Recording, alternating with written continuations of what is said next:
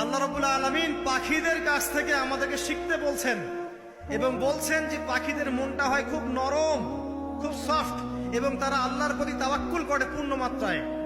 তারা সকালবেলা ভোরবেলা বের হয়ে যায় এবং সন্ধ্যাবেলা বাসায় ফেরে। খালি পেটে বের হয়, ভরা পেটে বাসায় ফেরে। এবং আল্লাহ পাক সবচেয়ে সম্মানিত মৌত যেটা শহীদের মৌত, সেই শহীদদের আত্মাকে আল্লাহ পাক পাখির রূপ দিবেন। তাহলে পাখিটার বিষয়ে একটা ফোকাস করা দরকার আছে না? আচ্ছা, এখানে আসেন। পাখির মন হচ্ছে নরম, মানে পাখির মনটা তাসকিয়া, আত্মশুদ্ধিতে পরিপূর্ণ। কদ আফলাহা মান যাক্কাহা, সে ব্যক্তি সফল হলো যার হৃদয়টা পবিত্র, নিষ্পাপ, নিষ্কলুষিত হলো। সে ব্যক্তি সফল হবে ইনশাআল্লাহ। একটা কাজ এখানে খেয়াল করেন, পাখিরা সকালবেলা ভোরবেলা বের হয় আর সন্ধ্যাবেলা বাসায় ফেরে। এখনকার মুসলিমদেরকে দেখবেন দুপুরবেলা ওঠে, রাত 3টায় ঘুমায়। কথা কি বুঝেন নাই?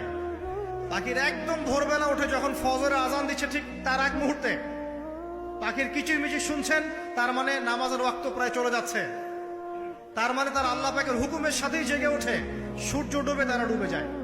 ঠিক এরকম সুন্নত ছিল নবী সাল্লাল্লাহু আলাইহি ওয়াসাল্লামের এবং সাহাবায়ে কেরামের। আজকে 1400 বছর পর মুসলিম জাতি এই সুন্নাহ ভুলে গেছে। কারণ আমাদের সুন্নত দেখবেন, যদি কোনো রকম উঠেও ফেলি ফজরে, আবার 12টা পর্যন্ত ঘুম, আরো বেশি। আর এই যুব সমাজ যারা আছো তোমরা, কেউই 3টা-4টার আগে ঘুমায় বলে আমার মনে হয়। অলওয়েজ অনলাইনে পড়ে আছে, টিকটক নিয়ে, ফেসবুক নিয়ে, গার্লফ্রেন্ডের সাথে চ্যাটিং। পাখির মতো হতে পারলে পরে মনটা তো নরম হবে, তারপরে না তাসকিয়া অর্জন হবে। পাখির রুটিনটা কি? ভোরবেলা বের হয় আর সন্ধ্যাবেলা বাসায় ঢোকে।